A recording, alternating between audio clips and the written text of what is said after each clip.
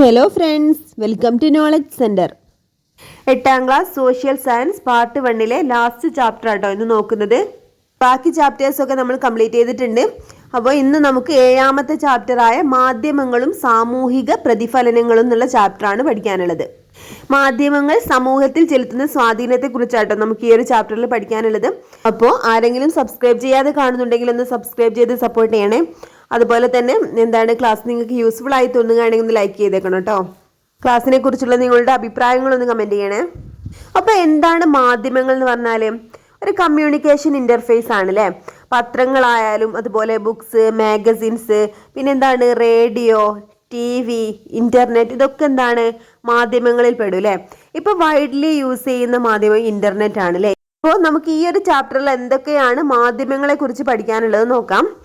ആശയവിനിമയത്തിനായി ഉപയോഗിക്കുന്ന വിവിധ ഉപാധികളാണ് ചിത്രത്തിൽ നൽകിയിരിക്കുന്നത്.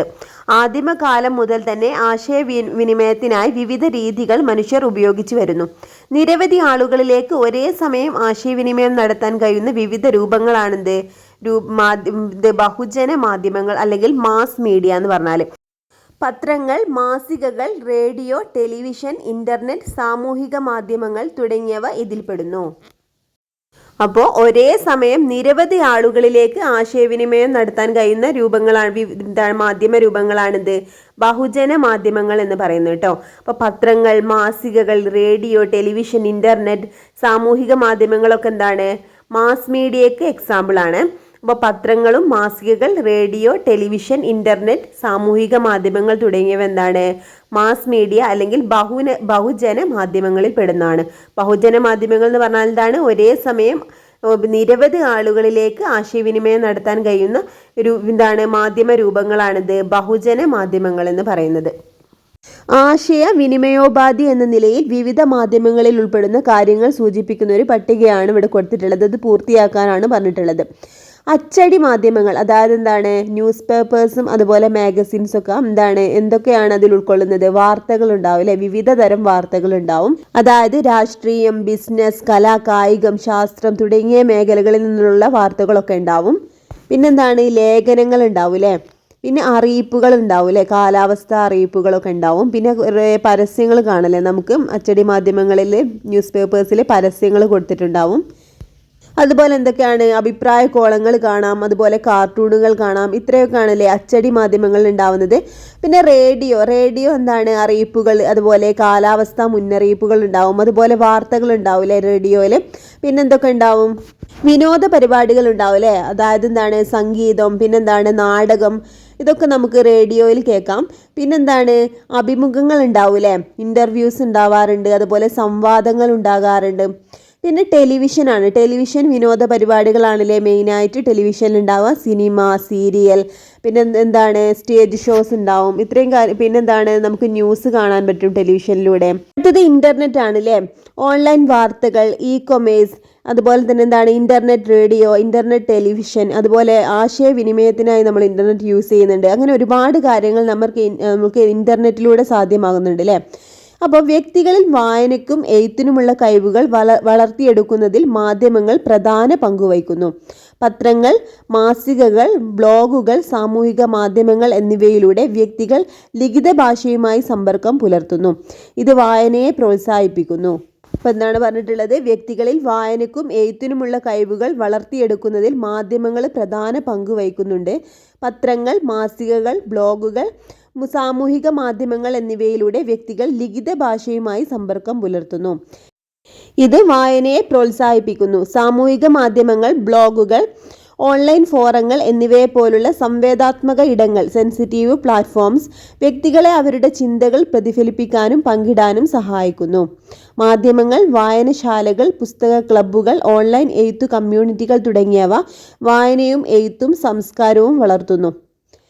വിവിധ സാക്ഷരതാ പരിപാടികൾ ജനങ്ങളിലേക്ക് എത്തിക്കാനും ബോധവൽക്കരിക്കാനും സാധിക്കുന്നതിലൂടെ മാധ്യമങ്ങൾ സാമൂഹിക പുരോഗതിക്ക് ആക്കം കൂട്ടുന്നു. അച്ചടി മാധ്യമങ്ങളിൽ നിന്നും ഡിജിറ്റൽ മാധ്യമങ്ങളിലേക്കുള്ള വികാസത്തിന് സാങ്കേതികവിദ്യയുടെ മുന്നേറ്റങ്ങൾ കാരണമായി. അടുത്ത ഹെഡിംഗ് ആണ് മാധ്യമങ്ങളുടെ വിവിധ രൂപങ്ങൾ. സാമൂഹിക ബന്ധങ്ങൾ രൂപപ്പെടുത്തുന്നതിനും വ്യക്തികളും സമൂഹവുമായുള്ള പാരസ്പര്യം അതായത് ഇന്ററാക്ഷൻ ഉറപ്പുവരുത്തുന്നതിനുള്ള പ്രധാന ആശയവിനിമയോപാധികളാണ് മാധ്യമങ്ങൾ.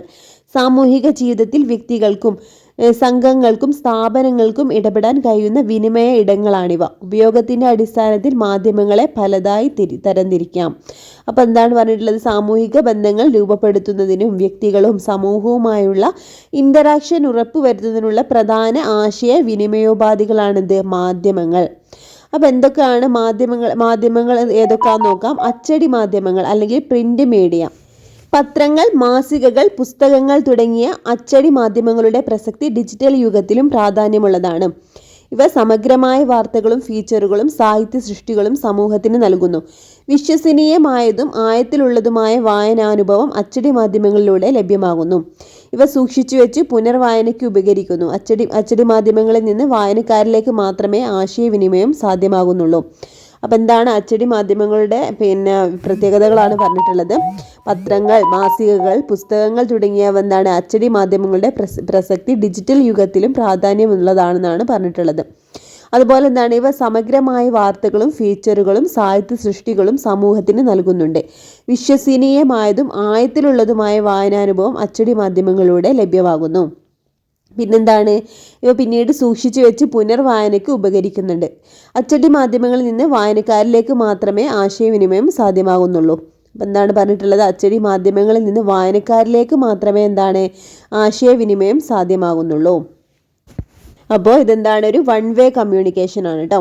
രണ്ടാമത്തത് എന്താണ്? പ്രക്ഷേപണ മാധ്യമങ്ങൾ അല്ലെങ്കിൽ ബ്രോഡ്കാസ്റ്റ് മീഡിയ എന്ന് പറഞ്ഞിട്ടുണ്ട്.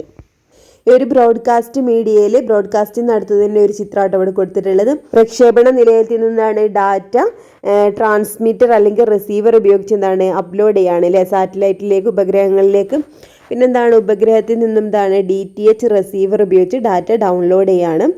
പിന്നെ എന്താണ് അത് ടി വിയിലേക്ക് സംപ്രേഷണം ചെയ്യാണ്. ഇതിൻ്റെ ചിത്രമാണ് ഇവിടെ കൊടുത്തിട്ടുള്ളത്. പ്രക്ഷേപണ മാധ്യമങ്ങൾ പരിപാടികൾ പ്രക്ഷേപണം ചെയ്യുന്നതിനെ സൂചിപ്പിക്കുന്ന ചിത്രമാണ് ഇവിടെ നൽകിയിട്ടുള്ളത്. റേഡിയോ, ടെലിവിഷൻ എന്നിവ പോലുള്ള പ്രക്ഷേപണ മാധ്യമങ്ങൾ വലിയൊരു വിഭാഗം ജനങ്ങളിൽ ഒരേ സമയം ആശയങ്ങൾ എത്തിക്കുന്നു. ഇതിൽ ആശയവിനിമയം ഒരേ ദിശയിൽ മാത്രമേ സാധ്യമാകുന്നുള്ളൂ. പ്രക്ഷേപണ പരിപാടികളുടെ അഭിപ്രായം രേഖപ്പെടുത്താൻ കാലതാമസം നേരിടുന്നതിനാൽ ഇവയിലും പരസ്പര സാധ്യത എന്താണ് പരിമിതമാണെന്നാണ് പറഞ്ഞിട്ടുള്ളത്. അപ്പോൾ എന്താണ് റേഡിയോയിലും ടെലിവിഷനിലും എന്താണ് പ്രക്ഷേപണ മാധ്യമങ്ങൾ വലിയൊരു വിഭാഗം ജനങ്ങളിലേക്ക് ഒരേ സമയം ആശയങ്ങൾ എത്തിക്കുന്നുണ്ട്. എന്നാൽ ഇതിൻ്റെ പോരായ്മയായിട്ട് എന്താണ് പറയുന്നത്? ഇതിൽ ആശയവിനിമയം ഒരേ ദിശയിൽ മാത്രമേ സാധ്യമാകുന്നുള്ളൂ അല്ലേ. അതായത് എന്താണ് പ്രക്ഷേപണ പരിപാടികളുടെ അഭിപ്രായം രേഖപ്പെടുത്താൻ കാലതാമസം നേരിടുന്നതിനാൽ ഇവയിലും പാരസ്പര്യ സാധ്യത പരിമിതമാണെന്നാണ് പറഞ്ഞിട്ടുള്ളത്. അതായത് എന്താണ് പ്രേക്ഷകർക്ക് അവരുടെ അഭിപ്രായങ്ങൾ രേഖപ്പെടുത്താൻ ഇവിടെ കാലതാമസം നേരിടുന്നുണ്ട്. പിന്നെന്താണ് വാർത്തകൾ, സംഗീതം, ചർച്ചകൾ, സംവാദങ്ങൾ, കായിക വിനോദം മുതലായവ പ്രക്ഷേപണ മാധ്യമങ്ങളിലൂടെ ലഭ്യമാകുന്നു. ഡിജിറ്റൽ പ്ലാറ്റ്ഫോമുകൾ വികസിക്കുന്നുണ്ടെങ്കിലും എന്താണ് പ്രക്ഷേപണ മാധ്യമങ്ങൾ ജനസംഖ്യയുടെ വലിയൊരു വിഭാഗത്തെ സ്വാധീനിക്കുകയും പൊതുജനാഭിപ്രായ രൂപീകരണത്തിന് സഹായകമാവുകയും ചെയ്യുന്നു. അടുത്തത് മൂന്നാമത്തേതാണ് ഡിജിറ്റൽ മാധ്യമങ്ങൾ അല്ലെങ്കിൽ ഡിജിറ്റൽ മീഡിയ. എന്താണ് സംസ്ഥാന വിദ്യാഭ്യാസ ഗവേഷണ പരിശീലന സമിതിയുടെയും സമഗ്ര പോർട്ടലിൻ്റെയും ഹോം പേജിൻ്റെ ചിത്രങ്ങളാണ് മുകളിൽ നൽകിയിട്ടുള്ളത്. അപ്പോൾ ഇവിടെ നൽകിയിട്ടുള്ളത് എന്താണ് SCERTയുടെയും അതുപോലെ എന്താണ് സമഗ്ര പോർട്ടലിൻ്റെയും ഹോം പേജിൻ്റെ ചിത്രങ്ങളാണ്. നിങ്ങൾ സമഗ്ര പോർട്ടൽ ഉപയോഗിക്കാറില്ലേ? എന്തൊക്കെ പ്രത്യേകതകളാണ് അതിനുള്ളതെന്ന് ചോദിക്കുന്നുണ്ട്. കേരളത്തിലെ പൊതുവിദ്യാഭ്യാസ വകുപ്പിന് കീഴിൽ കൈറ്റ് വികസിപ്പിച്ചെടുത്ത ഒരു ഓൺലൈൻ പഠനവേദിയാണ് ഈ ഒരു സമഗ്ര പോർട്ടൽ എന്ന് പറഞ്ഞാൽ കേട്ടോ. അതിൻ്റെ ഹോം പേജിൻ്റെ ചിത്രമാണ് ഇവിടെ കൊടുത്തിട്ടുള്ളത്. ഇൻ്റർനെറ്റിൻ്റെ വരവോടെ വിപ്ലവകരമായ പല മാറ്റങ്ങൾ ഉണ്ടാവുകയും ഡിജിറ്റൽ പ്ലാറ്റ്ഫോമുകൾ നിലവിൽ വരികയും ചെയ്തു. വെബ്സൈറ്റുകൾ, ഓൺലൈൻ വാർത്തകൾ, ബ്ലോഗുകൾ എന്നിവ തത്സമയ വിവരങ്ങൾ ജനങ്ങളിൽ എത്തിക്കാൻ തുടങ്ങി. ഇതോടെ മാധ്യമങ്ങളിലൂടെ സാമൂഹിക പാരസ്പര്യം വർദ്ധിച്ചു. വിവരങ്ങളുടെ ഉള്ളടക്കം പങ്കിടാനും ചർച്ച ചെയ്യാനും ഇവ അവസരമൊരുക്കി. നമ്മൾ നേരത്തെ റേഡിയോ, ടെലിവിഷൻ എന്നിവയെക്കുറിച്ചൊക്കെ പറഞ്ഞപ്പോൾ എന്താണ് അതിൻ്റെ പരിമിതികളും പറഞ്ഞിട്ടുണ്ടായിരുന്നില്ലേ. എന്നാൽ ഇന്റർനെറ്റിന്റെ വരവോടെ എന്താണ് ഒരുപാട് മാറ്റങ്ങൾ ഉണ്ടാവുകയാണ് കേട്ടോ. വെബ്സൈറ്റുകൾ, ഓൺലൈൻ വാർത്തകൾ, ബ്ലോഗുകൾ എന്നിവ തത്സമയ വിവരങ്ങൾ ജനങ്ങളിൽ എത്തിക്കാൻ തുടങ്ങി. ഇതോടെ എന്താണ് മാധ്യമങ്ങളിലൂടെ സാമൂഹിക പാരസ്പര്യം വർദ്ധിച്ചു, അതായത് സോഷ്യൽ ഇന്ററാക്ഷൻ വർദ്ധിച്ചു എന്നാണ് പറഞ്ഞിട്ടുള്ളത്. അപ്പോൾ വിവരങ്ങളുടെ ഉള്ളടക്കം പങ്കിടാനും ചർച്ച ചെയ്യാനൊക്കെ ഇവ അവസരമൊരുക്കി. അടുത്ത നാലാമത്തതാണ് എന്ത്? സാമൂഹിക മാധ്യമങ്ങൾ അല്ലെങ്കിൽ സോഷ്യൽ മീഡിയ. അതിനൊരു എക്സാമ്പിൾ ആയിട്ട് ഇവിടെ വാട്സപ്പിൻ്റെ ഒരു പേജിൻ്റെ ചിത്രമാട്ടോ കൊടുത്തിട്ടുള്ളത്. സാമൂഹിക മാധ്യമങ്ങൾ ആധുനിക ജീവിതത്തിൻ്റെ അവിഭാജ്യ ഘടകമായി മാറിയിരിക്കുന്നു. വ്യക്തിയാന്തര ബന്ധങ്ങളും അതായത് ഇന്റർപേഴ്സണൽ റിലേഷൻഷിപ്പ്, സാമൂഹിക പാരസ്പര്യവും സാമൂഹിക മാധ്യമങ്ങളിൽ കൂടുതലായി കാണപ്പെടുന്നു. എഴുത്ത്, ചിത്രങ്ങൾ, വീഡിയോകൾ എന്നിവ പോലെയുള്ള ഉള്ളടക്കം സൃഷ്ടിക്കാനും പങ്കിടാനും സംവദിക്കാനും ഉപഭോക്താക്കളെ അനുവദിക്കുന്ന ഓൺലൈൻ പ്ലാറ്റ്ഫോമുകളാണെന്ത്? സാമൂഹിക മാധ്യമങ്ങൾ എന്ന് പറഞ്ഞാൽ. അപ്പോൾ സാമൂഹിക മാധ്യമങ്ങൾ എന്താണ്? ഇപ്പം നമ്മുടെ ആധുനിക ജീവിതത്തിൽ എന്താണ്? ഓരോ വ്യക്തികളുടെയും അവിഭാജ്യ ഘടകമായിട്ട് മാറിയിരിക്കുക അല്ലേ. അപ്പോൾ വ്യക്തിയാന്തര ബന്ധങ്ങളും അതായത് ഇന്റർപേഴ്സണൽ റിലേഷൻഷിപ്പും അതുപോലെ സാമൂഹിക പാരസ്പര്യവും സാമൂഹിക മാധ്യമങ്ങളിൽ കൂടുതലായിട്ട് കാണപ്പെടുന്നുണ്ട്. എഴുത്ത്, ചിത്രങ്ങൾ, വീഡിയോകൾ എന്നിവ പോലെയുള്ള ഉള്ളടക്കം സൃഷ്ടിക്കാനും പങ്കിടാനും സംവദിക്കാനൊക്കെ ഉപഭോക്താക്കളെ അനുവദിക്കുന്ന ഓൺലൈൻ പ്ലാറ്റ്ഫോമുകളാണെന്ത്? സാമൂഹിക മാധ്യമങ്ങൾ. അതായത് ടെക്സ്റ്റ് മെസ്സേജസ് അയക്കാനും അതുപോലെ എന്താണ് ഫോട്ടോസും വീഡിയോസൊക്കെ നമുക്ക് എന്താണ് ഫ്രണ്ട്സിനൊക്കെ ഷെയർ ചെയ്യാനായിട്ട് നമ്മൾ കൂടുതലായിട്ട് യൂസ് ചെയ്യുന്ന എന്താണ്? ഓൺലൈൻ പ്ലാറ്റ്ഫോമുകളാണല്ലേ, അതായത് സാമൂഹിക മാധ്യമങ്ങൾ. നേരിട്ടുള്ള സന്ദേശം അയക്കൽ, അഭിപ്രായം രേഖപ്പെടുത്തൽ, പൊതുവായ പങ്കിടൽ എന്നിവയുൾപ്പെടെ വിവിധ ആശയവിനിമയ രൂപങ്ങളിലൂടെ സാമൂഹിക ബന്ധങ്ങളും സാമൂഹിക കൂട്ടായ്മകളും സുഗമമാക്കുന്നു. പൊതുജനാഭിപ്രായം രൂപപ്പെടുന്നതിലും സാമൂഹിക പാരസ്പര്യങ്ങൾ അതായത് സോഷ്യൽ ഇന്ററാക്ഷൻസ് പ്രോത്സാഹിപ്പിക്കുന്നതിലും സാംസ്കാരിക രാഷ്ട്രീയ പ്രസ്ഥാനങ്ങളെ സ്വാധീനിക്കുന്നതിലും സാമൂഹിക മാധ്യമങ്ങൾ പ്രധാന പങ്ക് വഹിക്കുന്നുണ്ട്. അപ്പോൾ അച്ചടി മാധ്യമങ്ങളും പ്രക്ഷേപണ മാധ്യമങ്ങളും പരമ്പരാഗത മാധ്യമങ്ങളാണ് എന്നാണ് പറഞ്ഞിട്ടുള്ളത്. അപ്പോൾ അച്ചടി മാധ്യമങ്ങളും പ്രക്ഷേപണ മാധ്യമങ്ങളായിട്ടുള്ള റേഡിയോ, ടെലിവിഷനൊക്കെ എന്താണ്? പരമ്പരാഗത മാധ്യമങ്ങളാണ്. ഏകദിശയിൽ വിനിമയം സാധ്യമാക്കുന്നതിനാൽ ഇവയുടെ പാരസ്പര്യം പരിമിതമാണ്, ഇൻ്ററാക്ഷൻസ് പരിമിതമാണെന്ന് പറഞ്ഞിട്ടുള്ളത്. അപ്പോൾ ഏകദിശയിലാണ് വിനിമയം നടത്തുന്നത് അല്ലേ. എന്നാൽ ഡിജിറ്റൽ മാധ്യമങ്ങളും സാമൂഹിക മാധ്യമങ്ങളും നവമാധ്യമങ്ങളാണ്. എന്താണ് ഇവ എന്താണ് ഇരു ദിശയിലേക്കും സുഗമമായ പാരസ്പര്യം സാധ്യമാക്കുന്നു എന്നാണ് പറഞ്ഞിട്ടുള്ളത്. അതായത് പരമ്പരാഗത മാധ്യമങ്ങൾ എന്ന് പറഞ്ഞിട്ടുള്ളത് അച്ചടി മാധ്യമങ്ങളും അതുപോലെ എന്താണ് പ്രക്ഷേപണ മാധ്യമങ്ങളാണ്. അച്ചടി മാധ്യമങ്ങൾ നമ്മൾ നേരത്തെ പറഞ്ഞില്ലേ, ന്യൂസ് പേപ്പേഴ്സും അതുപോലെ ബുക്സ്, മാഗസിൻസ് ഒക്കെ. അപ്പോൾ പ്രക്ഷേപണ മാധ്യമങ്ങൾ എന്ന് പറഞ്ഞിട്ടുള്ളത് റേഡിയോയും ടെലിവിഷനും ഒക്കെ കേട്ടോ. അപ്പോൾ ഇതെന്താണ്? ഏകദിശയിലാണ് വിനിമയം സാധ്യമാക്കുന്നത് അല്ലേ. അതായത് അച്ചടി മാധ്യമങ്ങളിൽ നിന്നെന്താണ് വായനക്കാരിലേക്ക് മാത്രമേ വിനിമയം സാധ്യമാകുന്നുള്ളൂ. എന്നാൽ എന്താണ് ഇതിൻ്റെ ഫീഡ്ബാക്സ് വായനക്കാർക്ക് എന്താണ് തിരിച്ച് നൽകാൻ കഴിയുന്നില്ല. അതുപോലെ തന്നെയാണ് റേഡിയോയുടെയും അതുപോലെ ടെലിവിഷൻ്റെയും ഒക്കെ കാര്യം കേട്ടോ. എന്നാൽ എന്താണ് ഡിജിറ്റൽ മാധ്യമങ്ങളും സാമൂഹിക മാധ്യമങ്ങളൊക്കെ എന്താണ് നവമാധ്യമങ്ങളാണ്. ഇവ എന്താണ് ഇരു ദിശയിലേക്കും സുഗമമായ ഇന്ററാക്ഷൻസ് സാധ്യമാക്കുന്നുണ്ട്. അടുത്തത് മാധ്യമങ്ങളുടെ വിവിധ രൂപങ്ങൾ എന്ന് പറഞ്ഞിട്ടുണ്ട്. പരമ്പരാഗത മാധ്യമങ്ങൾ നമ്മൾ പറഞ്ഞില്ലേ, അതുപോലെ നവമാധ്യമങ്ങൾ. അപ്പോൾ പരമ്പരാഗത മാധ്യമങ്ങൾ എന്ന് പറഞ്ഞാൽ എന്തൊക്കെയാണ്? അച്ചടി മാധ്യമങ്ങളുണ്ട്, പ്രക്ഷേപണ മാധ്യമങ്ങളുണ്ട് അല്ലേ. അച്ചടി മാധ്യമങ്ങളായിട്ടുള്ള പത്രം, പുസ്തകങ്ങൾ തുടങ്ങിയവയും അതുപോലെ എന്താണ് പ്രക്ഷേപണ മാധ്യമങ്ങളായിട്ടുള്ള റേഡിയോ, ടെലിവിഷൻ തുടങ്ങിയവയൊക്കെ എന്താണ് പരമ്പരാഗത മാധ്യമങ്ങളാണ് കേട്ടോ. എന്നാൽ എന്താണ് നവമാധ്യമങ്ങൾ, ഡിജിറ്റൽ മാധ്യമങ്ങൾ അതായത് വെബ്സൈറ്റ്, ഓൺലൈൻ പത്രങ്ങൾ, ബ്ലോഗുകളൊക്കെയാണ് ഡിജിറ്റൽ മാധ്യമങ്ങളിൽ പെടുന്നത്. എന്താണ് സാമൂഹിക മാധ്യമങ്ങൾ എന്ന് പറഞ്ഞാൽ ഫോട്ടോ, വീഡിയോ പങ്കുവെക്കൽ പ്ലാറ്റ്ഫോമുകൾ ഉണ്ട് അല്ലേ. അതുപോലെ ഓൺലൈൻ ചർച്ചാ ഫോറങ്ങൾ തുടങ്ങിയവയൊക്കെ എന്താണ് സാമൂഹിക മാധ്യമങ്ങളാണ്. അതായത് വാട്സപ്പ്, ഫേസ്ബുക്ക് ഇതൊക്കെ എന്താണ് സാമൂഹിക മാധ്യമങ്ങളിൽ പെടുന്ന കേട്ടോ. ഇനി ഇവിടെ ഒരു ടേബിൾ ആണ് തന്നിട്ടുള്ളത്. പരമ്പരാഗത മാധ്യമങ്ങളുടെയും നവമാധ്യമങ്ങളുടെയും പ്രത്യേകതകളിലുള്ള വ്യത്യാസമാണ്. അപ്പോൾ എന്തൊക്കെ പ്രത്യേകതകളാണ്? ആശയവിനിമയത്തിലുള്ള പ്രത്യേകതകൾ നോക്കാം. എന്താണ് ഏകദിശയിലാണ് ആശയവിനിമയം നടക്കുന്നത് അല്ലേ പരമ്പരാഗത മാധ്യമങ്ങളിൽ. അതായത് വിനിമയം ചെയ്യുന്നവരിൽ നിന്നും സ്വീകർത്താക്കളിലേക്കാണ്. അതായത് എന്താണ് ടെലിവിഷനിലൊക്കെ എന്താണ് ഓരോ പ്രോഗ്രാംസും നമ്മൾ എന്താണ് പ്രേക്ഷകർ കാണാമെന്നല്ലാണ്ട് അതിൻ്റെ ഫീഡ്ബാക്സ് നമുക്ക് കൊടുക്കാൻ പറ്റുന്നില്ല അല്ലേ. എന്നാൽ നവമാധ്യമങ്ങളിൽ എന്താണ് ആശയവിനിമയം ഇരു ദിശയിലും സാധ്യമാകുന്നുണ്ട്. അതായത് വിനിമയം ചെയ്യുന്നവരും സ്വീകർത്താക്കളും തമ്മിലൊരു ആശയവിനിമയം അവിടെ നടക്കുന്നുണ്ട് അല്ലേ. ഇനി അടുത്തത് പാരസ്പര്യം അല്ലെങ്കിൽ ഇൻ്ററാക്ഷൻ ആണ് അല്ലേ. പരമ്പരാഗത മാധ്യമങ്ങളിൽ പരിമിതമാണ്, എന്നാൽ നവമാധ്യമങ്ങളിൽ ഉയർന്ന പാരസ്പര്യതയും പങ്കെടുക്കലും. ഇനി രൂപം എന്താണ്? ഭൗതിക രൂപമാണ്. പത്രം, റേഡിയോ, ടെലിവിഷൻ എന്നീ ഭൗതിക രൂപങ്ങളിലാണ് എന്ത് പരമ്പരാഗത മാധ്യമങ്ങളുള്ളത്. എന്നാൽ നവമാധ്യമങ്ങളിൽ ഡിജിറ്റൽ ആണ് അല്ലേ. ഇൻ്റർനെറ്റ് സൗകര്യമുള്ള ഉപകരണങ്ങളാണ് യൂസ് ചെയ്യുന്നത്. ഇനി സ്വീകർത്താക്കൾ എന്താണ്? പരിമിതമായ പങ്കാളിത്തമാണ് പരമ്പരാഗത മാധ്യമങ്ങളിൽ വരുന്നത്. എന്നാൽ നവമാധ്യമങ്ങളിൽ എന്താണ് ക്രിയാത്മക പങ്കാളിത്തം. ഇനി ലഭ്യതയോ? പരമ്പരാഗത മാധ്യമങ്ങൾ എന്താണ് സ്ഥലകാല പരിമിതിയുള്ളതിനാൽ എപ്പോഴും ലഭ്യമാകുന്നില്ല.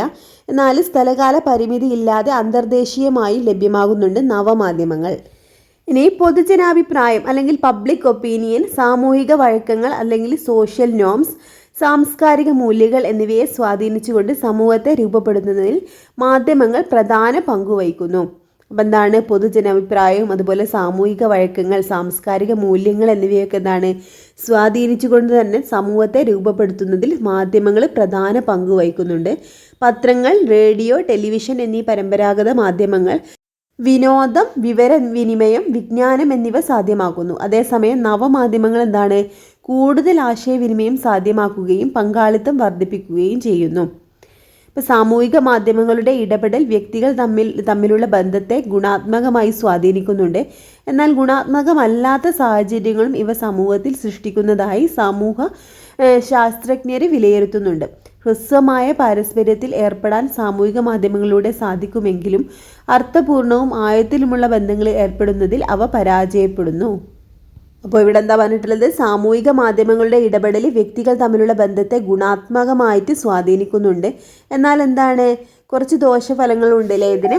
അപ്പോൾ എന്നാൽ ഗുണാത്മകമല്ലാത്ത സാഹചര്യങ്ങളും ഇവ സമൂഹത്തിൽ സൃഷ്ടിക്കുന്നതായി സമൂഹ ശാസ്ത്രജ്ഞർ വിലയിരുത്തുന്നുണ്ട്. അപ്പോൾ സാമൂഹിക മാധ്യമങ്ങളിൽ ഒരുപാട് നല്ല കാര്യങ്ങൾ ഉണ്ടെങ്കിൽ എന്താണ്, കുറച്ച് ദോഷഫലങ്ങളും ഉണ്ട് അല്ലേ. ഹ്രസ്വമായ പാരസ്പര്യത്തിൽ ഏർപ്പെടാൻ സാമൂഹിക മാധ്യമങ്ങളിലൂടെ സാധിക്കുമെങ്കിൽ എന്താണ്, അർത്ഥപൂർണവും ആഴത്തിലുമുള്ള ബന്ധങ്ങളിൽ ഏർപ്പെടുന്നതിൽ അവ പരാജയപ്പെടുന്നുണ്ട്. സാമൂഹിക മാധ്യമങ്ങളുടെ അമിത ഉപയോഗം സൃഷ്ടിക്കുന്ന കൂടുതൽ പ്രശ്നങ്ങൾ കൂട്ടിച്ചേർക്കുക എന്ന് പറഞ്ഞിട്ടുണ്ട്. എന്താണ് ഇവിടെ കൊടുത്തിട്ടുള്ളത്, വിദ്യാർത്ഥികളുടെ പഠനത്തെയും ശാരീരിക മാനസികാരോഗ്യത്തെയും പ്രതികൂലമായി ബാധിക്കുന്നുണ്ട്. അനിയന്ത്രിതമായ ഉപയോഗം വ്യക്തിബന്ധങ്ങളിലും സാമൂഹിക ബന്ധങ്ങളിലും അകലം സൃഷ്ടിക്കുന്നു. അതുപോലെ ഫോൺ, കമ്പ്യൂട്ടർ എന്നിവയുടെ അമിത ഉപയോഗം എന്താണ്, നമ്മുടെ കാഴ്ച ശക്തിയെ ബാധിക്കുന്നുണ്ട് അല്ലേ. അതുപോലെ മറ്റ് ആരോഗ്യ പ്രശ്നങ്ങൾക്കും കാരണമാകുന്നുണ്ട്. അതുപോലെ തന്നെ മൊബൈൽ ഫോണിൻ്റെയും സോഷ്യൽ മീഡിയാസിൻ്റെ ഒക്കെ അമിത ഉപയോഗം എന്താണ്, ഫോൺ അഡിക്ഷനൊക്കെ കാരണമാകുന്നുണ്ട്. അടുത്ത ഹെഡിങ് ആണ് സാമൂഹിക ജീവിതത്തിൽ മാധ്യമങ്ങളുടെ സ്വാധീനം. പരമ്പരാഗത മാധ്യമങ്ങളും നവമാധ്യമങ്ങളും ആധുനിക സമൂഹത്തിൻ്റെ അവിഭാജ്യ ഘടകമായി മാറിയിരിക്കുന്നു. വിവിധ മാധ്യമ രൂപങ്ങൾ നമ്മുടെ സാമൂഹിക ജീവിതത്തെ എങ്ങനെ സ്വാധീനിക്കുന്നുവെന്ന് പരിശോധിക്കാമെന്ന് പറഞ്ഞിട്ടുണ്ട്. അപ്പോൾ മാധ്യമങ്ങളും സാമൂഹീകരണവും, മീഡിയ ആൻഡ് എന്താണ് സോഷ്യലൈസേഷൻ, കഥകളിലൂടെയും കവിതകളിലൂടെയും എല്ലാം സാമൂഹിക വഴക്കങ്ങളും ഗുണപാഠങ്ങളും വിജ്ഞാനവും വിനോദവും ലഭിക്കുന്നില്ലേ. സമൂഹത്തിൽ എങ്ങനെ ജീവിക്കണമെന്നും പെരുമാറണമെന്നും ചെറുപ്പം മുതൽ തന്നെ നമ്മുടെ ചുറ്റുപാടിൽ നിന്നും നാം പഠിച്ചെടുക്കുന്ന പ്രക്രിയയാണ് സാമൂഹീകരണം അല്ലെങ്കിൽ സോഷ്യലൈസേഷൻ എന്ന് പറയുന്നത്. അപ്പോൾ ഉദാഹരണത്തിന് മുതിർന്നവരെ ബഹുമാനിക്കണമെന്ന മൂല്യം നാം കുട്ടികളായിരിക്കുമ്പോൾ തന്നെ രക്ഷിതാക്കളിൽ നിന്നും പഠിച്ചെടുക്കുന്നതാണ്. അപ്പോൾ കഥകളിലൂടെയും കവിതകളിലൂടെയും എല്ലാം സാമൂഹിക വഴക്കങ്ങളും ഗുണപാഠങ്ങളും വിജ്ഞാനവും വിനോദവും ഒക്കെ ലഭിക്കുന്നുണ്ട്. അതുപോലെ തന്നെ സമൂഹത്തിൽ എങ്ങനെ ജീവിക്കണമെന്നും പെരുമാറണമെന്നും ചെറുപ്പം മുതൽ തന്നെ നമ്മുടെ ചുറ്റുപാടിൽ നിന്നും നാം പഠിച്ചെടുക്കുന്ന ഒരു പ്രക്രിയയാണ് കേട്ടോ. അതിനെയാണ് സാമൂഹീകരണം അല്ലെങ്കിൽ സോഷ്യലൈസേഷൻ എന്ന് പറയുന്നത്. ഇപ്പോൾ എക്സാമ്പിൾ പറഞ്ഞാൽ മുതിർന്നവരെ ബഹുമാനിക്കണമെന്ന മൂല്യം നാം കുട്ടികളായിരിക്കുമ്പോൾ തന്നെ രക്ഷിതാക്കളിൽ നിന്നും പഠിച്ചെടുക്കുന്നതാണ് അല്ലേ. കുടുംബം, വിദ്യാലയം, കൂട്ടുകാർ, മാധ്യമങ്ങൾ തുടങ്ങിയവയെല്ലാം സാമൂഹീകരണ പ്രക്രിയയെ സഹായിക്കുന്നു. നാം സമൂഹത്തിൽ എങ്ങനെ ഇടപെടണമെന്നും എന്ത് ആഗ്രഹിക്കണമെന്ന് തീരുമാനിക്കുന്നതിലും വ്യക്തിത്വ രൂപീകരണത്തിലും മാധ്യമങ്ങൾ സ്വാധീനിക്കാറുണ്ട്. ഒരു തലമുറയിൽ നിന്നും അടുത്ത തലമുറയിലേക്ക് കൈമാറ്റം ചെയ്യപ്പെടുന്ന സാമൂഹിക മൂല്യങ്ങൾ, വഴക്കങ്ങൾ മുതലായവ മാധ്യമങ്ങളിലൂടെയും വിനിമയം ചെയ്യപ്പെടുന്നു. അപ്പോൾ കുടുംബം, വിദ്യാലയം, കൂട്ടുകാർ, മാധ്യമങ്ങൾ തുടങ്ങിയവയെല്ലാം എന്താണ് സാമൂഹികരണ പ്രക്രിയയെ സ്വാധീനിക്കുന്നുണ്ട് അല്ലേ. അടുത്തത് രണ്ടാമത്തേതാണെന്ത്, മാധ്യമങ്ങളും പൊതുജനാഭിപ്രായ രൂപീകരണവും, media and public opinion formation. അപ്പം എന്താണ് ഇവിടെ കൊടുത്തിട്ടുള്ളത്, ഇനി ഇവിടെ എന്താണ് ഒരു പത്രവാർത്ത ആണ് കേട്ടോ തന്നിട്ടുള്ളത്. കേരള നിയമപരിഷ്കരണ കമ്മീഷൻ നിർദ്ദേശങ്ങളും അഭിപ്രായങ്ങളും ക്ഷണിച്ചു. ഇതെന്താണ്, ഒരു കാര്യത്തെക്കുറിച്ചുള്ള പൊതുജനങ്ങളുടെ അഭിപ്രായങ്ങളും നിർദ്ദേശങ്ങളും ഒക്കെ അറിയാനായിട്ട് മാധ്യമങ്ങൾ എന്താണ് ഇങ്ങനെ അഭിപ്രായങ്ങൾ ക്ഷണിക്കാറുണ്ട്. ആ ഒരു കാര്യത്തെക്കുറിച്ചുള്ള നമ്മുടെ അഭിപ്രായം എന്താണോ എന്നുള്ളത് നമുക്കതിലെന്താണ് വ്യക്തമായിട്ടുള്ള കാഴ്ചപ്പാടുണ്ടെങ്കിൽ നമുക്ക് ആ ഒരു അഭിപ്രായം പറയാവുന്നതാണ്. എങ്ങനെയാണ് പറയാം, നമുക്ക് അവർ തന്നിട്ടുള്ള അഡ്രസ്സിലേക്ക് നമുക്ക് നമ്മുടെ അഭിപ്രായം എഴുതി അയക്കാവുന്നതാണ്. ഇങ്ങനെയാണ് നമ്മുടെ പരമ്പരാഗത മാധ്യമങ്ങൾ എന്താണ് അഭിപ്രായങ്ങൾ അറിയാനായിട്ട് ചെയ്യുന്നത്. ഇവിടെ എന്താണ്, കേരള നിയമപരിഷ്കരണ കമ്മീഷൻ നിർദ്ദേശങ്ങളും അഭിപ്രായങ്ങളും ക്ഷണിച്ചു എന്ന് പറഞ്ഞിട്ടുണ്ട്. അതായത് എന്താണ്, കേരള പബ്ലിക് സർവീസ് കമ്മീഷൻ എന്താണ് ഉദ്യോഗാർത്ഥികളുടെ റാങ്ക് ലിസ്റ്റ് തയ്യാറാക്കുന്നത്, സമഗ്രമായി പഠിച്ച് റിപ്പോർട്ട് സമർപ്പിക്കുന്നത് കേരള നിയമ പരിഷ്കരണ കമ്മീഷനെ സർക്കാർ ചുമതലപ്പെടുത്തിയിരിക്കുന്ന സാഹചര്യത്തിൽ ഈ വിഷയവുമായി ബന്ധപ്പെട്ട് പൊതുജനങ്ങളിൽ നിന്നും നിർദ്ദേശങ്ങളും അഭിപ്രായങ്ങളും ശേഖരിക്കുന്നു എന്നാണ് പറഞ്ഞിട്ടുള്ളത്. 2022 സെപ്റ്റംബർ 1 രാവിലെ 10:30 Thiruvananthapuram Thycaud government guest house conference ഹാളിൽ വെച്ചാണ് പബ്ലിക് ഹിയറിംഗ്. ഈ വിഷയവുമായി ബന്ധപ്പെട്ട് എല്ലാവർക്കും അന്നേ ദിവസം ഹിയറിംഗിൽ പങ്കെടുത്ത് നിർദ്ദേശങ്ങളും നേരിട്ട് പറയാവുന്നതും അതുപോലെ എന്താണ് തപാൽ മുഖേന ഇവിടെ കൊടുത്തിട്ടുള്ള പിന്നെ ഈ ഒരു അഡ്രസ്സിൽ എന്താണ് ഈ ഒരു മേൽവിലാസത്തിൽ സമർപ്പിക്കാവുന്നതുമാണ്. പത്രവാർത്ത വായിച്ചില്ലേ? ജനാധിപത്യ ക്രമത്തിൽ സർക്കാർ പുതിയ നയങ്ങൾ രൂപീകരിക്കുന്നതിന് മുമ്പായി പൊതുജനങ്ങളുടെ അഭിപ്രായം പരിഗണിക്കാറുണ്ട്. വിവിധ മാധ്യമങ്ങളിലൂടെ പൊതുജനങ്ങളോട് നിർദ്ദേശങ്ങൾ സമർപ്പിക്കാൻ ആവശ്യപ്പെടാറുണ്ട്. തിരഞ്ഞെടുപ്പ് സമയങ്ങളിലും അന്തർദേശീയ നയ രൂപീകരണത്തിലും മാധ്യമങ്ങളിലൂടെ പൊതുജനാഭിപ്രായം രൂപീകരിക്കാറുണ്ട്. ഇത്തരത്തിൽ ജനങ്ങളുടെ അഭിപ്രായ രൂപീകരണത്തിലും ജനസമ്മതി നേടുന്നതിലും മാധ്യമങ്ങൾ പ്രധാന ഉപാധിയായി പ്രവർത്തിക്കുന്നു. അപ്പം എന്താണ് പറഞ്ഞിട്ട്, നമ്മുടെ ജനാധിപത്യ ക്രമത്തിൽ സർക്കാർ പുതിയ നയങ്ങളൊക്കെ രൂപീകരിക്കുന്നതിന് മുമ്പായിട്ട് പൊതുജനങ്ങളുടെ അഭിപ്രായം എന്താണ് പൊതുമാധ്യമങ്ങളിലൂടെ പൊതുജനങ്ങളോട് നിർദ്ദേശങ്ങൾ സമർപ്പിക്കാൻ ആവശ്യപ്പെടാറുണ്ട്. അപ്പോൾ തിരഞ്ഞെടുപ്പ് സമയത്തും അന്തർദേശീയ നയരൂപീകരണത്തിലും മാധ്യമങ്ങളുടെ പൊതുജനാഭിപ്രായം രൂപീകരിക്കാറുണ്ട്. ഇത്തരത്തിൽ ജനങ്ങളുടെ അഭിപ്രായ രൂപീകരണത്തിലും ജനസമ്മതി നേടുന്നതിലും മാധ്യമങ്ങൾ പ്രധാന പങ്ക് വഹിക്കുന്നു എന്നാണ് പറഞ്ഞിട്ടുള്ളത്. ചില മാധ്യമങ്ങളിൽ വരുന്ന പരിപാടികൾ പക്ഷപാതപരവും പ്രതിലോമകരവുമാവാറുണ്ട്. കൃത്യതയും വ്യക്തതയും ഇല്ലാത്ത ആശയങ്ങൾ നവമാധ്യമങ്ങളിലൂടെ പ്രചരിപ്പിക്കുന്നത് ശ്രദ്ധിച്ചിട്ടില്ലേ? സമൂഹ മാധ്യമങ്ങളുടെ വളർച്ച ഈ പ്രവണതകൾക്ക് ആക്കം കൂട്ടാറുണ്ട്.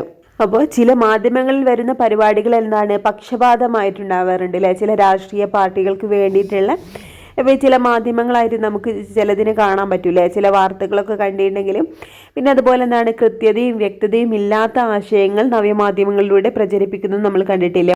ഓൺലൈൻ മാധ്യമങ്ങളിലും അതുപോലെ ചാനലുകളിലൊക്കെ കൃത്യതയില്ലാത്ത ഒരുപാട് ആശയങ്ങൾ പ്രചരിപ്പിക്കുന്നുണ്ട് അല്ലേ? ഇതൊക്കെ പിന്നെ ഈ പ്രവണതകളൊക്കെ സാമൂഹ്യ മാധ്യമങ്ങളുടെ വളർച്ചയാണ് കേട്ടോ. കാരണം ഒരുപാട് സാമൂഹ്യ മാധ്യമങ്ങൾ വന്നിട്ടുണ്ടെങ്കിൽ അവർ തമ്മിലുള്ള അവിടെ ഒരു മത്സരം വരൂലേ? അപ്പോഴാണ് ഇങ്ങനെയുള്ള വാർത്തകളൊക്കെ പ്രചരിപ്പിക്കുന്നതിന് ആക്കം കൂട്ടുന്നത് കേട്ടോ. അപ്പോൾ COVID-19 വ്യാപന സമയത്ത് അതുമായി ബന്ധപ്പെട്ട് വ്യാജ ചികിത്സാ രീതികൾ, വൈറസ് സംബന്ധിയായ കെട്ടുകഥകൾ തുടങ്ങിയവ ചില സാമൂഹിക മാധ്യമങ്ങൾ പ്രചരിപ്പിച്ചിരുന്നത് ഇതിനൊരു ഉദാഹരണമാണ് കേട്ടോ. അതായത് COVID-19 സമയത്തൊക്കെ ഒരുപാട് ജനങ്ങളിലൊക്കെ വളരെ ആശങ്കയായിരുന്നു അല്ലേ? ഇതിനെപ്പറ്റി അറിയാനും ഇതിൻ്റെ ചികിത്സാ രീതികളെ പറ്റി അറിയാനൊക്കെ. അപ്പോൾ ഇതൊക്കെ മാധ്യമങ്ങൾ മുതലെടുത്തിട്ടുണ്ടായിരുന്നു. ചില മാധ്യമങ്ങളൊക്കെ ഇതുമായി ബന്ധപ്പെട്ടിട്ടുള്ള വ്യാജ ചികിത്സാ രീതികൾ അവർ പ്രചരിപ്പിക്കാൻ ശ്രമിച്ചു. അതുപോലെ വൈറസ് സംബന്ധിയായിട്ട് കെട്ടുകഥകൾ ഇവർ ഈ മാധ്യമങ്ങളിലൂടെ പ്രചരിപ്പിക്കാനൊക്കെ ശ്രമിച്ചിരുന്നു. അപ്പോൾ ചില മാധ്യമങ്ങളുടെ കാര്യമാണ് കേട്ടോ ഇവിടെ പറയുന്നത്. മാധ്യമങ്ങളുടെ മുതലെടുപ്പ് പെടും കേട്ടോ. അപ്പോൾ ഇത് തെറ്റായ പൊതുജനാഭിപ്രായ രൂപീകരണത്തിന് കാരണമാകുന്നു. ഇത്തരം തെറ്റായ വാർത്തകൾ സൃഷ്ടിക്കുകയും പ്രചരിപ്പിക്കുകയും ചെയ്യുന്നത് വിവരസാങ്കേതിക വിദ്യാ നിയമം IT ആക്ട് 2000 പ്രകാരം ശിക്ഷാർഹമാണ്. അപ്പോൾ ഇങ്ങനത്തെ തെറ്റുകളൊക്കെ ചെയ്യുന്നത് നമ്മുടെ IT ആക്ട് 2000 പ്രകാരം ശിക്ഷാർഹമാണെന്നാണ് പറഞ്ഞിട്ടുള്ളത്. എന്താണ് വിവരസാങ്കേതിക വിദ്യാ നിയമം 2000 അല്ലെങ്കിൽ IT ആക്ട് 2000? വിനിമയ സാങ്കേതിക വിദ്യകൾ ഉപയോഗിച്ചോ അവയെ ലക്ഷ്യം വെച്ചോ നടത്തുന്ന കുറ്റകൃത്യങ്ങളാണെന്ത്? സൈബർ കുറ്റകൃത്യങ്ങൾ. കമ്പ്യൂട്ടർ, മൊബൈൽ ഫോൺ, ഡിജിറ്റൽ ക്യാമറകൾ തുടങ്ങിയവയാണ് ഇതിലെ ഉപകരണങ്ങൾ. സൈബർ കുറ്റകൃത്യങ്ങളിൽ ഏർപ്പെടുന്നവർക്ക് കർശനമായ നിയമ നടപടികളും ശിക്ഷയും ഉറപ്പാക്കുന്നതിന് പാർലമെന്റ് പാസാക്കിയ നിയമമാണെന്ത്? വിവരസാങ്കേതിക വിദ്യാ നിയമം 2000. അപ്പോൾ എന്താണ് പറഞ്ഞിട്ടുള്ളത്? വിവരസാങ്കേതിക വിദ്യകൾ ഉപയോഗിച്ചോ അവയെ ലക്ഷ്യം വെച്ചോ നടത്തുന്ന കുറ്റകൃത്യങ്ങളെയാണെന്ത്? സൈബർ കുറ്റകൃത്യങ്ങൾ എന്ന് പറയുന്നത്. ഇവിടെ കമ്പ്യൂട്ടർ, മൊബൈൽ ഫോൺ, ഡിജിറ്റൽ ക്യാമറകൾ മുതലായവയാണ് ഇതിലെ ഉപകരണങ്ങൾ. സൈബർ കുറ്റകൃത്യങ്ങളിൽ ഏർപ്പെടുന്നവർക്ക് കർശനമായിട്ടുള്ള നിയമ നടപടികളും ശിക്ഷയും ഉറപ്പാക്കുന്നതിന് പാർലമെന്റ് പാസാക്കിയ നിയമമാണെന്ത്? വിവരസാങ്കേതിക വിദ്യാ നിയമം 2000 അല്ലെങ്കിൽ IT ആക്ട് 2000. സാമൂഹികമോ രാഷ്ട്രീയമോ പാരിസ്ഥിതികമോ ആയ പ്രശ്നങ്ങൾ പൊതുജനങ്ങൾക്കിടയിൽ എത്തിക്കാൻ സമൂഹ മാധ്യമങ്ങൾ, വെബ്സൈറ്റുകൾ, ഓൺലൈൻ ക്യാമ്പയിനുകൾ തുടങ്ങിയവ പോലുള്ള ഡിജിറ്റൽ ഉപാധികളും ഉപയോഗിക്കുന്നുണ്ട്. ഇത്തരത്തിലുള്ള പ്രവർത്തനങ്ങൾ സാമൂഹിക മാധ്യമങ്ങളിൽ വർദ്ധിച്ചു വരുന്നത് ശ്രദ്ധിച്ചിട്ടുണ്ടോ? നിങ്ങൾ അതിൽ പങ്കാളികളാകാറുണ്ടോ എന്നാണ് ചോദിച്ചിട്ടുള്ളത്. സാമൂഹിക മാധ്യമങ്ങളുടെ പ്ലാറ്റ്ഫോമുകൾ ആശയവിനിമയത്തിനും സത്വര വിഭവ സമാഹരണത്തിനുമുള്ള വഴികൾ സാധ്യമാക്കുന്നതിലൂടെ പൊതുജന ഇടപെടലുകൾക്ക് ആക്കം കൂട്ടുന്നു. അപ്പോൾ സാമൂഹികമോ രാഷ്ട്രീയമോ പാരിസ്ഥിതികമോ ആയിട്ടുള്ള പ്രശ്നങ്ങളൊക്കെ എന്താണ് പൊതുജനങ്ങൾക്കിടയിലേക്ക് എത്തിക്കാൻ സാമൂഹ്യ മാധ്യമങ്ങൾ, വെബ്സൈറ്റുകൾ, ഓൺലൈൻ ക്യാമ്പയിനുകൾ തുടങ്ങിയവ പോലുള്ള ഡിജിറ്റൽ ഉപാധികളും ഉപയോഗിക്കുന്നുണ്ട് അല്ലേ. അപ്പോൾ സാമൂഹ്യ മാധ്യമങ്ങളുടെ പ്ലാറ്റ്ഫോമുകൾ ആശയവിനിമയത്തിനും സത്വര വിഭവ സമാഹരണത്തിനുള്ള വഴികൾ സാധ്യമാക്കുന്നതിലൂടെ പൊതുജന ഇടപെടലുകൾക്ക് ആക്കം കൂട്ടുന്നുണ്ട് അല്ലേ. നമ്മുടെ സമൂഹത്തിൽ നടക്കുന്ന രാഷ്ട്രീയമോ പാരിസ്ഥിതികമായിട്ടുള്ള പ്രശ്നങ്ങളും എല്ലാം എന്താണ് നമ്മുടെ എല്ലാവരിലേക്കും എത്തുന്നത് ഇപ്പോൾ സാമൂഹ്യ മാധ്യമങ്ങളിലൂടെയാണ്. അപ്പോൾ ഇതെന്താണ് പൊതുജന ഇടപെടലുകൾക്ക് ആക്കം കൂട്ടുകയാണല്ലേ ചെയ്യുന്നത്. അപ്പോൾ ഇത്രയാണ് നമ്മുടെ ഇന്നത്തെ ക്ലാസ്സിൽ എടുക്കുന്നത് കേട്ടോ. ബാക്കി നമുക്ക് നെക്സ്റ്റ് ക്ലാസ്സിൽ കംപ്ലീറ്റ് ചെയ്യാം. ഈ ഒരു ചാപ്റ്റർ കംപ്ലീറ്റ് ആയിട്ടില്ല, കുറച്ചുകൂടി എടുക്കാൻ. നമുക്ക് നെക്സ്റ്റ് പാർട്ടിൽ എടുക്കാം കേട്ടോ. അപ്പോൾ നിങ്ങൾക്ക് ഈ ക്ലാസ് യൂസ്ഫുൾ ആയിട്ടുണ്ടെങ്കിൽ ഒന്ന് ലൈക്ക് ചെയ്യണം കേട്ടോ. നിങ്ങളുടെ അഭിപ്രായങ്ങളും കമൻറ്റ് ചെയ്യണേ. ആരെങ്കിലും സബ്സ്ക്രൈബ് ചെയ്യാതെ കാണുന്നുണ്ടെങ്കിൽ ഒന്ന് സബ്സ്ക്രൈബ് ചെയ്ത് സപ്പോർട്ട് ചെയ്യണേ. Okay friends, thank